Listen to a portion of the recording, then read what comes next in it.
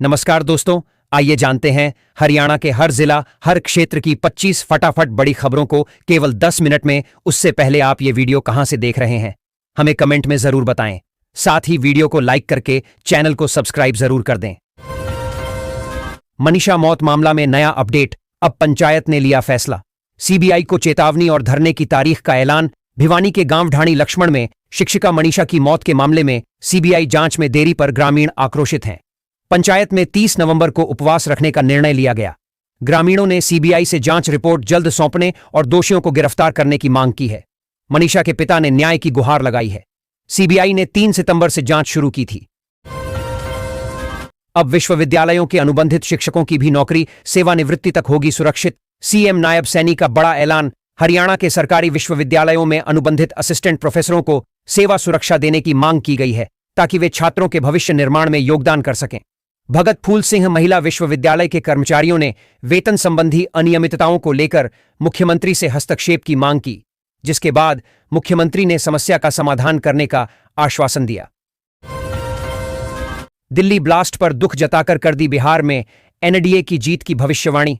अंबाला में क्या बोले अनिल विज। हरियाणा के ऊर्जा मंत्री अनिल विज ने दिल्ली में हुए ब्लास्ट पर दुख जताया और कहा कि एजेंसियां मामले की जांच कर रही हैं।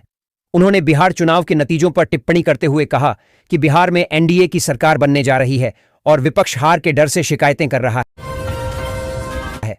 वोट चोर गद्दी छोड़ अभियान के तहत हरियाणा में बड़ा आंदोलन छेड़ने की तैयारी में कांग्रेस। इस शहर से होगी शुरुआत। राहुल गांधी के आरोपों के बाद हरियाणा कांग्रेस वोट चोर गद्दी छोड़ अभियान शुरू करेगी। यह 22 दिवसीय आंदोलन करनाल से शुरू होगा, जिसका नेतृत्व राव नरेंद्र और दीपेंद्र हुड्डा करेंगे। सभी जिलों में राष्ट्रपति को ज्ञापन सौंपे जाएंगे। अभियान का उद्देश्य विधानसभा चुनाव में वोट चोरी के आरोपों के खिलाफ विरोध जताना है। पार्टी के दिग्गज नेता इस आंदोलन में भाग लेंगे। हरियाणा सरकार का पूर्व अग्निवीरों को बड़ा तोहफा, सरकारी नौकरियों में आयु सीमा में मिलेगी छूट। मुख्य सचिव ने जारी किए आदेश। हरियाणा सरकार ने पूर्व अग्निवीरों को सरकारी नौकरियों में आयु सीमा में छूट देने का फैसला किया है। द्वितीय और तृतीय श्रेणी के पदों पर भर्ती के लिए 3 साल की छूट मिलेगी, जबकि पहले बैच के अग्निवीरों को 5 साल की छूट मिलेगी। मुख्य सचिव ने इस संबंध में आदेश जारी कर दिए हैं, जिसका पालन सुनिश्चित करने के निर्देश दिए गए हैं। यह निर्णय अग्निवीरों को सैन्य सेवा के बाद रोजगार के अवसर प्रदान करने में सहायक होगा। सरकारी शिक्षकों को गर्मी शिविर की मेहनत का इनाम। नवंबर-जनवरी में मिलेंगे 3 प्रतिपूर्ति अवकाश। जेबीटी नियमों में भी बड़ा बदलाव। हरियाणा के सरकारी स्कूलों में ग्रीष्मकालीन प्रशिक्षण शिविर में भाग लेने वाले प्राथमिक शिक्षकों को 3 प्रतिपूर्ति अवकाश मिलेंगे। शिक्षा मंत्री महिपाल ढांडा और हरियाणा विद्यालय अध्यापक संघ की बैठक में यह निर्णय लिया गया। शिक्षकों को नवंबर, दिसंबर और जनवरी में ये अवकाश मिलेंगे। इसके अतिरिक्त जेबीटी सेवा नियमावली में संशोधन और तबादलों पर भी सहमति बनी। अंबाला में 223 वोटर कार्ड पर एक ही फोटो। 9 साल से भटक रही 77 साल की बुजुर्ग की क्या है मांग। अंबाला के ढकोला गांव में 77 वर्षीय चरणजीत कौर की तस्वीर 223 वोटर कार्ड पर छपी है, जिनमें पुरुषों के कार्ड भी शामिल हैं। 2015 से यह गलती बरकरार है, जिसे अधिकारियों ने डेटा एंट्री की त्रुटि बताया था। हर चुनाव के साथ यह समस्या बढ़ती गई, पर कोई सुधार नहीं हुआ। अब गांव में यह मजाक बन गया है, लेकिन चरणजीत कौर के लिए यह एक गंभीर मुद्दा है। फरीदाबाद, गुरुग्राम और हिसार में बनेंगी मछली मंडियां। मत्स्य पालक किसानों की आय बढ़ाने के लिए यह है प्लान। हरियाणा सरकार राज्य में मछली पालन को बढ़ावा देने के लिए कई कदम उठा रही है। फरीदाबाद, गुरुग्राम और हिसार में मत्स्य मंडियां बनेंगी। भिवानी में एकीकृत एक्वा पार्क बनेगा और सिरसा में खारे पानी की जलकृषि परियोजना शुरू होगी। मत्स्य पालक किसानों की आय बढ़ाने के लिए कोल्ड स्टोर भी बनाए जा रहे हैं। हरियाणा में पेपरलेस प्रॉपर्टी बूम को लेकर विपुल गोयल का मास्टर स्ट्रोक। ऑनलाइन रजिस्ट्री में होगा बड़ा सुधार। हरियाणा के राजस्व मंत्री विपुल गोयल ने पेपरलेस रजिस्ट्री प्रणाली को और सुगम बनाने के निर्देश दिए। ऑनलाइन रजिस्ट्री में सुधार, दस्तावेजों की सीमा में वृद्धि और डिजिटलीकरण पर जोर दिया गया है। स्थानीय निकायों में एनओसी की आवश्यकता नहीं होगी।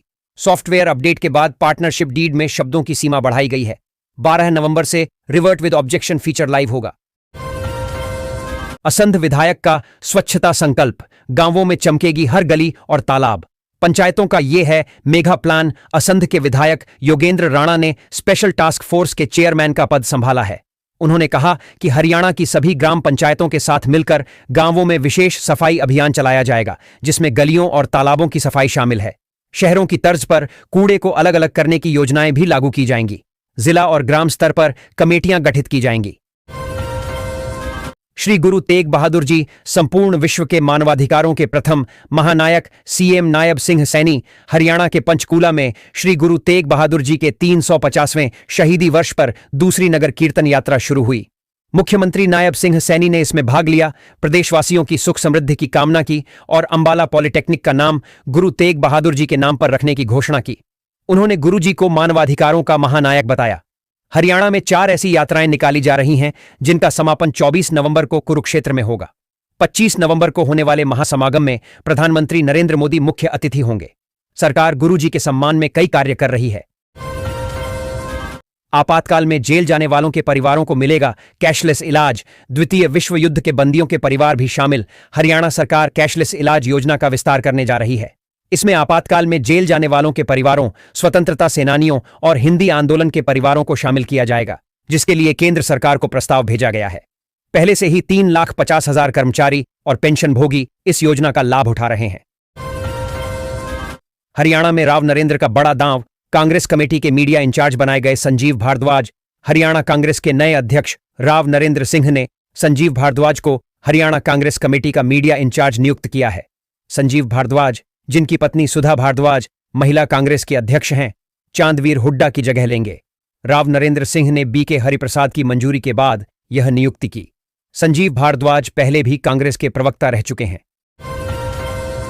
पंचकूला में गली क्रिकेट, हरियाणा के राज्यपाल ने घुमाया बल्ला, लगाए शॉट्स, हुई हूटिंग। हरियाणा के राज्यपाल ने पंचकूला में गली क्रिकेट खेलकर लोगों को चौंका दिया। उन्होंने बल्ले से कई शानदार शॉट्स लगाए, जिससे उत्साहित दर्शकों ने हूटिंग की। इसके साथ ही राज्यपाल ने खेलों को बढ़ावा देने के लिए सोसाइटी को 1 लाख रुपए देने की घोषणा की। हरियाणा में पूर्व सीबीआई जज सुधीर परमार समेत 4 को राहत, करोड़ों की संपत्ति घोटाले में नियमित जमानत। हरियाणा में पूर्व सीबीआई जज सुधीर परमार और 3 अन्य को करोड़ों की संपत्ति के घोटाले में नियमित जमानत मिली।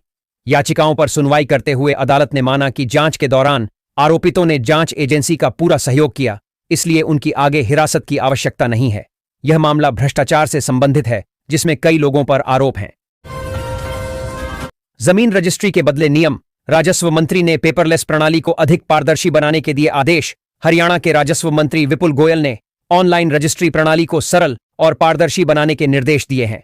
सॉफ्टवेयर में सुधार किए गए हैं, दस्तावेजों की सीमा बढ़ाई गई है और जनरल पावर ऑफ अटॉर्नी का विकल्प सरल किया गया है। पेपरलेस रजिस्ट्री से समय और संसाधनों की बचत होगी और यह प्रक्रिया डिजिटल और सुरक्षित होगी। स्थानीय निकायों में एनओसी की आवश्यकता नहीं होगी। पानी बचाने में अव्वल साबित हुआ हरियाणा, जीते 4 नेशनल अवार्ड। हरियाणा ने जल संरक्षण और प्रबंधन में उत्कृष्ट प्रदर्शन किया है। नेशनल वाटर अवार्ड्स 2024 में राज्य को 3 श्रेणियों में 4 पुरस्कार मिले हैं। हरियाणा को बेस्ट स्टेट श्रेणी में 3रा स्थान मिला है, जबकि चौधरी चरण सिंह हरियाणा कृषि विश्वविद्यालय को बेस्ट इंस्टीट्यूट का पुरस्कार मिला। हीरो मोटोकॉर्प और झज्जर पावर लिमिटेड को भी पुरस्कार मिले हैं। सीएम नायब सैनी ने हरियाणा स्टेट चैंपियनशिप 2025 का किया उद्घाटन। युवाओं और नशे को लेकर क्या बोले मुख्यमंत्री? मुख्यमंत्री नायब सिंह सैनी ने कहा कि खेल युवाओं को सही राह दिखाते हैं और उन्हें राष्ट्र निर्माण में भागीदार बनाते हैं। उन्होंने हरियाणा स्टेट चैंपियनशिप 2025 का उद्घाटन किया और 16.71 करोड़ रुपए की खेल परियोजनाओं का शिलान्यास किया। उन्होंने खिलाड़ियों को प्रोत्साहित करते हुए कहा कि हरियाणा सरकार खेल सुविधाओं को बढ़ावा देने के लिए प्रतिबद्ध है और खेल नर्सरियों के माध्यम से प्रतिभाओं को तराश रही है। दिल्ली में ब्लास्ट के बाद अलर्ट, पंचकूला की सीमाओं पर 9 नाके, बाहर के नंबर वाली गाड़ियों की सघन जांच। दिल्ली में बम धमाके के बाद पंचकूला पुलिस हाई अलर्ट पर है। शहर की सीमाएं सील कर दी गई हैं और नाकेबंदी की गई है। बाहरी रास्तों पर कड़ी सुरक्षा है और दूसरे राज्यों से आने वाली गाड़ियों की जांच की जा रही है। क्राइम ब्रांच और डिटेक्टिव स्टाफ को विशेष निर्देश जारी किए गए हैं। पुलिस टीमें शहर में कई जगह छापेमारी कर रही हैं और बस स्टैंड पर भी सर्च अभियान चलाया गया है। 15 से बदलेगा स्कूलों का समय, अब इतने बजे खुलेंगे स्कूल। हरियाणा में ठंड बढ़ने के कारण स्कूलों के समय में बदलाव किया गया है। एकल पाली वाले स्कूल सुबह 9:30 खुलेंगे और दोपहर 3:30 पर बंद होंगे। दोहरी पाली वाले स्कूल सुबह 7:55 से शाम 5:15 तक लगेंगे। यह बदला हुआ समय 15 फरवरी तक लागू रहेगा। शिक्षा निदेशालय ने सभी अधिकारियों को निर्देश जारी कर दिए हैं। सभी महिलाओं को हर महीने मिलेंगे 7,000 रुपये। देश की महिलाओं के लिए रोजगार और आत्मनिर्भरता का एक नया रास्ता खुल गया है। भारतीय जीवन बीमा निगम (LIC) ने बीमा सखी योजना 2025 की शुरुआत की है। इस योजना के तहत महिलाओं को बीमा एजेंट के रूप में काम करने का अवसर दिया जा रहा है, जिससे वे हर महीने 7,000 रुपये तक की आय कमा सकती हैं। हरियाणा में इन बच्चों के लिए खुशखबरी, सरकार हर महीने देगी 1,850 रुपये। हरियाणा में आर्थिक रूप से कमजोर लोगों को उभारने के लिए सरकार विभिन्न प्रकार की योजनाएं चलाती है।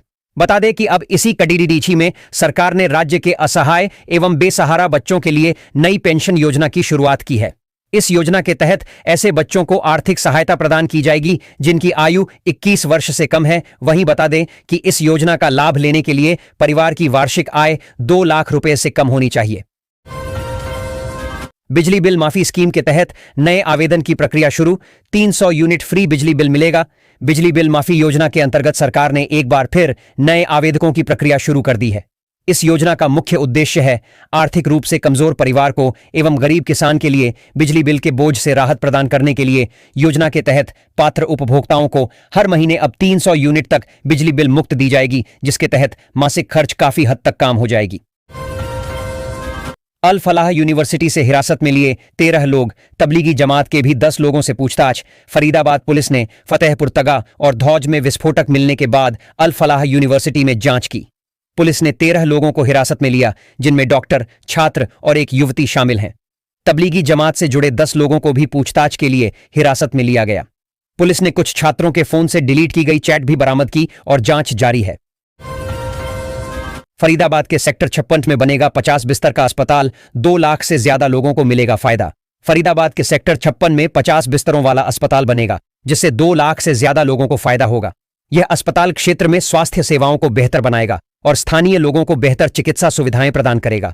मरीजों को इलाज के लिए दूर नहीं जाना पड़ेगा। आतंकी हमले को लेकर फरीदाबाद में हाई अलर्ट, संदिग्धों पर नजर रखने के निर्देश। फरीदाबाद में आतंकी हमले की आशंका के चलते हाई अलर्ट जारी किया गया है। शहर में सुरक्षा व्यवस्था कड़ी कर दी गई है और संदिग्धों पर नजर रखने के निर्देश दिए गए हैं। पुलिस प्रशासन पूरी तरह से सतर्क है और हर गतिविधि पर बारीकी से ध्यान रख रहा है। आतंकियों की पनाहगाह बन रहा फरीदाबाद, हो रहा ये खेल, पुलिस भी कंफ्यूज। फरीदाबाद में पुलिस की ढिलाई के कारण आतंकी गतिविधियां बढ़ रही हैं। पिछले साल 2 आतंकी गिरफ्तार हुए, लेकिन पुलिस को उनके ठिकानों की जानकारी नहीं थी। किराएदारों का सत्यापन न होने से पुलिस के पास कोई रिकॉर्ड नहीं है। फतेहपुर तगा में किराए के मकान से विस्फोटक बरामद हुआ। पुलिस आयुक्त ने कहा कि सत्यापन मकान मालिक की जिम्मेदारी है और व्यवस्था में सुधार किया जाएगा। दिल्ली से आना जाना हुआ मुश्किल, विस्फोट के बाद गुरुग्राम में हाई अलर्ट, बॉर्डर पर नाकेबंदी। दिल्ली में आतंकी हमले के बाद गुरुग्राम में हाई अलर्ट जारी किया गया है। शहर में सुरक्षा व्यवस्था खड़ी कर दी गई है। दिल्ली गुरुग्राम सीमा पर नाकाबंदी की गई है और वाहनों की गहन जांच की जा रही है। पुलिस आयुक्त ने होटलों, गेस्ट हाउसों और सार्वजनिक स्थानों पर तलाशी के आदेश दिए हैं। सुरक्षा के मद्देनजर पुलिस पूरी तरह से सतर्क है। दक्षिण हरियाणा के रिमोट एरिया बन रहे आतंकियों की पनाहगाह, पाली गांव से पकड़ा गया था आतंकी अब्दुल रहमान। दक्षिण हरियाणा का ग्रामीण इलाका आतंकियों के लिए सुरक्षित ठिकाना बनता जा रहा है। फतेहपुर तगा में भारी मात्रा में विस्फोटक बरामद हुआ। इससे पहले पाली गांव से आतंकी अब्दुल रहमान को गिरफ्तार किया गया था। पलवल और नूह से जासूसी के आरोप में गिरफ्तारियां हुई। ये क्षेत्र दूर दराज के मुस्लिम बहुल गांव हैं, जहां लोग कम पूछताछ करते हैं। पुलिस को अपनी कार्यशैली बदलने की जरूरत है। क्या आतंकियों का अड्डा बन गई है अल फलाह यूनिवर्सिटी? यहीं पढ़ाता था दिल्ली में ब्लास्ट करने वाला डॉक्टर। उमर, फरीदाबाद की अल फलाह यूनिवर्सिटी आतंकी गतिविधियों के केंद्र के रूप में उभरी है। यहां कार्यरत 3 डॉक्टरों के आतंकी गतिविधियों में शामिल होने के बाद पुलिस ने कई लोगों को हिरासत में लिया है। आरोप है कि डायन शाहीन छात्रों का ब्रेनवाइंज कर रही थी। यूनिवर्सिटी प्रशासन पर लापरवाही के आरोप लग रहे हैं। दिल्ली बम धमाके का आरोपी डायन उमर भी यही पढ़ाता था। गिरफ्तारी से पहले 15 दिन की छुट्टियों पर गया था डॉ मुजमिल शाहीन कर रही थी ब्रेन वॉश। दौज यूनिवर्सिटी से गिरफ्तार डॉ मुजमिल शकील गिरफ्तारी से पहले छुट्टी पर पुलवामा गया था, जहां उसने साथियों से मिलकर विस्फोटक जमा किए। वह फतेहपुरा तगा में कमरा किराए पर लेने की तैयारी में था। डॉ शाहीन, जो उसे कार देती थी, जूनियर डॉक्टरों की मेंटर थी और उनका ब्रेन वॉश करने का भी आरोप है। पुलिस ने यूनिवर्सिटी में छानबीन की। ठंड ने बदला हरियाणा के स्कूलों का टाइम टेबल। 15 नवंबर से सुबह 9:30 से शुरू होगी पहली शिफ्ट। हरियाणा में ठंड के कारण स्कूलों के समय में बदलाव किया गया है। एकल पाली वाले स्कूल अब सुबह 9:30 खुलेंगे, जबकि दोहरी पाली वाले स्कूलों की शिफ्ट का समय भी बदल दिया गया है। यह बदलाव 15 नवंबर से 15 फरवरी तक लागू रहेगा, जिसका आदेश शिक्षा विभाग ने जारी कर दिया है।